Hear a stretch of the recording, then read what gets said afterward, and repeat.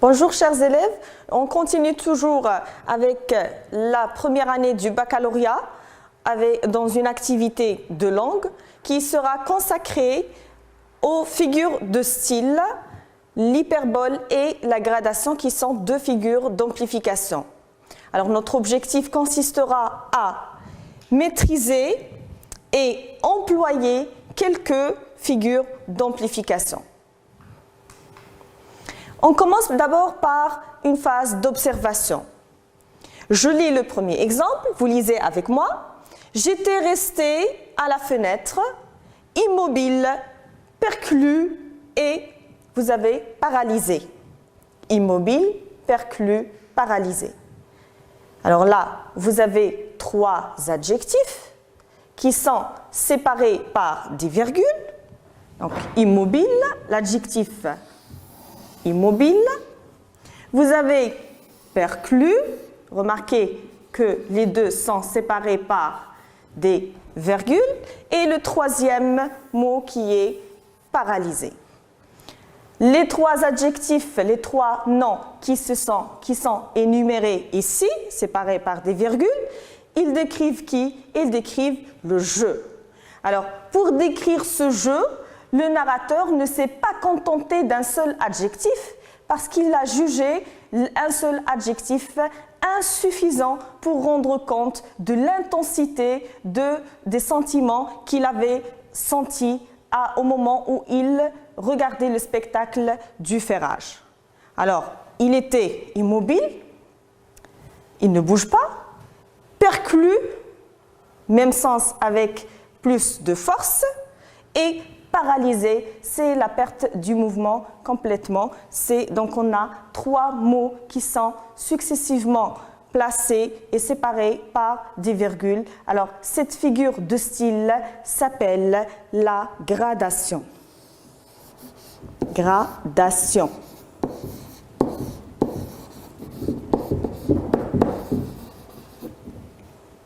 Les trois mots ont presque le même sens, mais il y a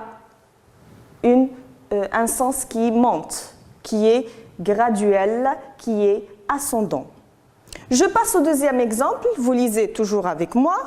Une horrible, une sanglante, une implacable idée. Alors là, vous avez horrible. Remarquez toujours que les mots sont séparés par des virgules. Sanglante, implacable idée. Donc toujours une énumération avec un sens qui va du moins fort au plus fort. Toujours on est dans la gradation.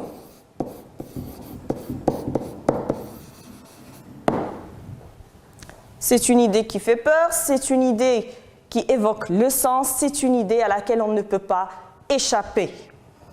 Troisième exemple. Je n'ai qu'une pensée. Alors, la même chose, c'est un nom, qu'une conviction, qu'une certitude. Et donc, la même chose qui se reproduit. Donc, on a des mots ou des groupes de mots qui sont énumérés, qui sont placés donc l'un après l'autre, séparés par des virgules, et à chaque fois, on a le sens du deuxième mot qui est plus fort que celui qui le précède, et ainsi de suite. La même chose, donc comment s'appelle cette figure de style? C'est la gradation.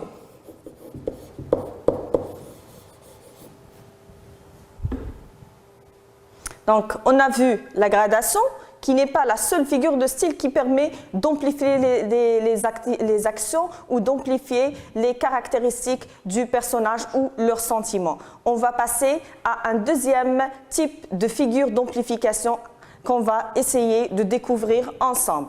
Lisons le quatrième exemple. Il y eut une rage de battements de mains et de cris de joie. Alors là, une rage de battements de mains. Alors, quand on dit une rage de battements de mains, rage, ça rend compte d'un mouvement d'un mouvement qui est très rapide, qui est très fort, qui est en quelque sorte hystérique, qui est très fort. D'accord? Donc une rage de battement de main. Donc les forçats sont en train d'applaudir fortement d'une manière très forte, très violente.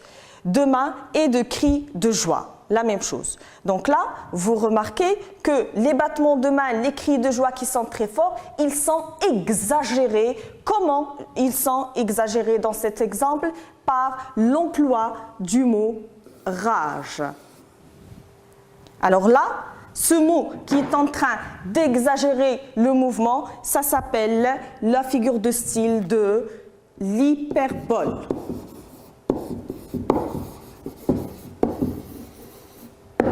L'hyperbole, donc, c'est une image exagérée, c'est une image amplifiée.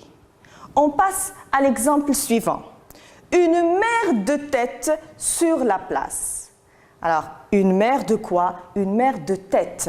Alors là, vous l'avez remarqué, on a l'exagération, l'amplification au niveau du mot mer.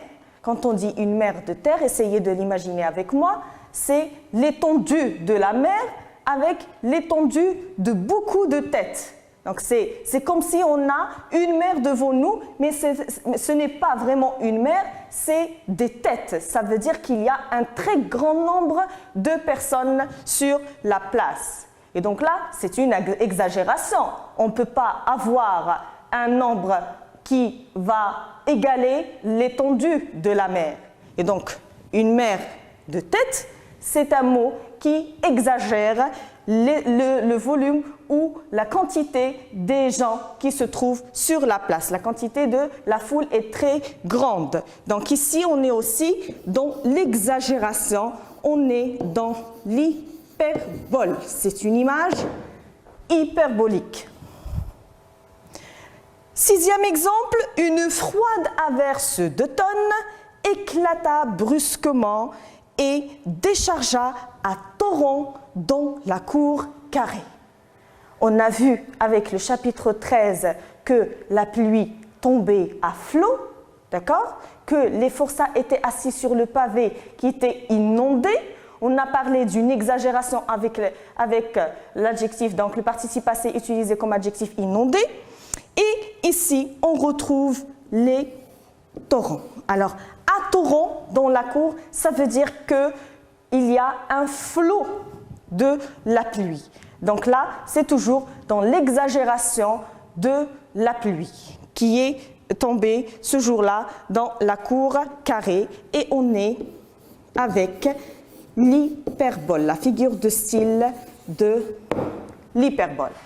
D'accord? Donc jusque-là, on a vu deux figures de style qui permettent au locuteur, qui permettent aussi au narrateur d'exagérer soit ses sentiments, d'exagérer donc ce qui se passe autour de lui, d'exagérer les événements ou les actions à travers l'utilisation de la figure de la gradation et de la figure de l'hyperbole.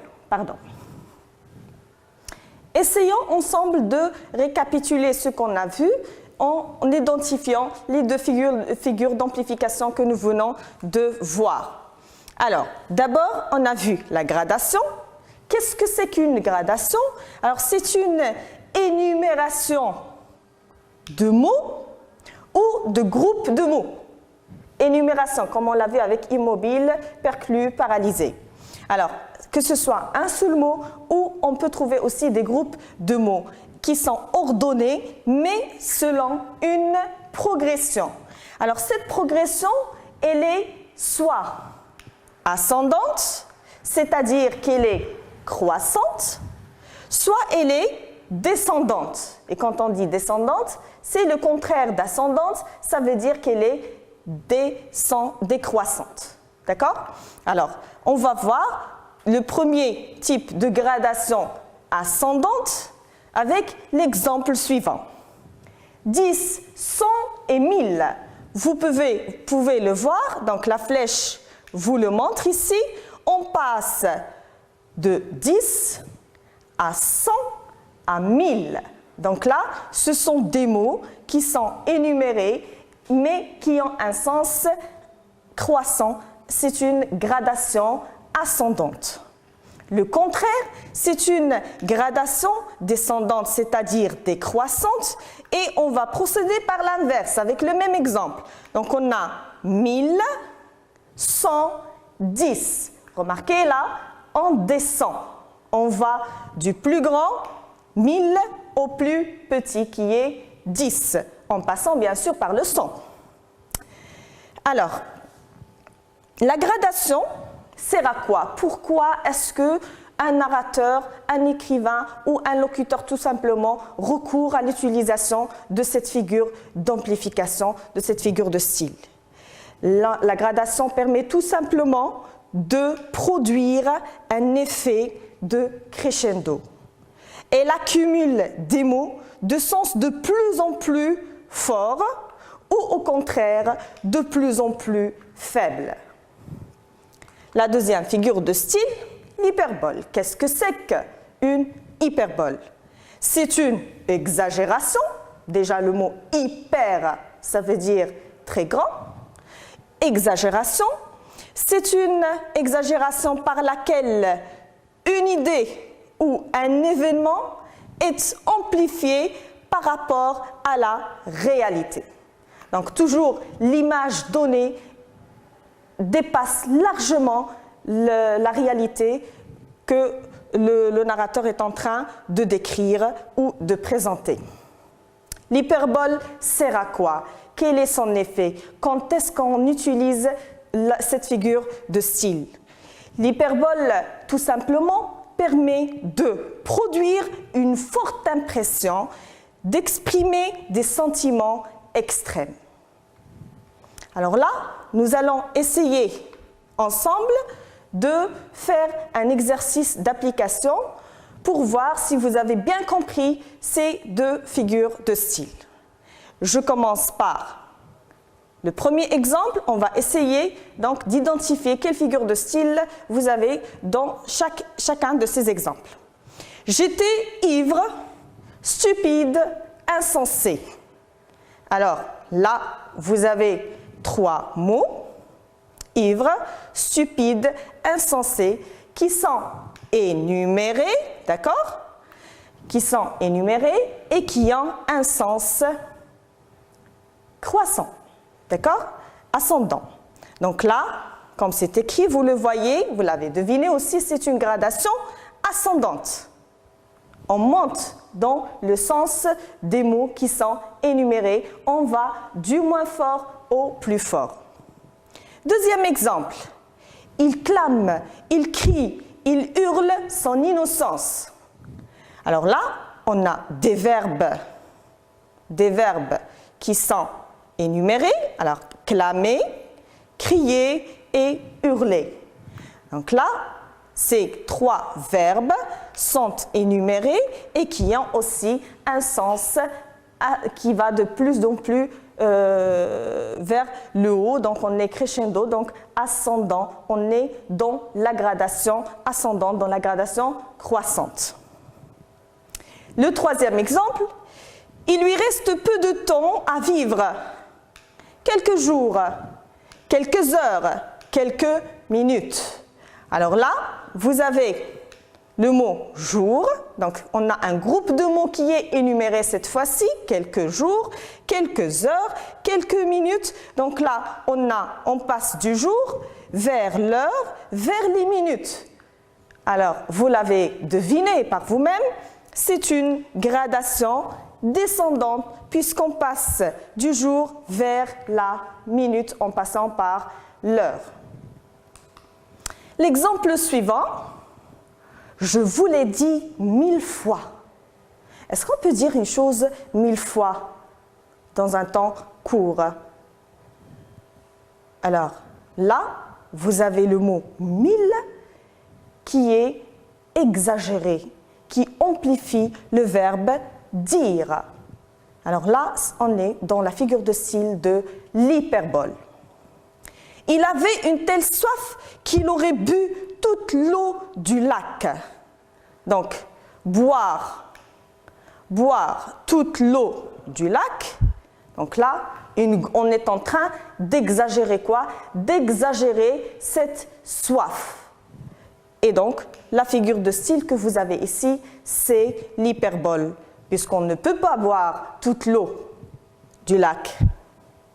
Là, l'écart est énorme entre une réalité et ce qui est présenté, ce qui est exagéré dans la phrase.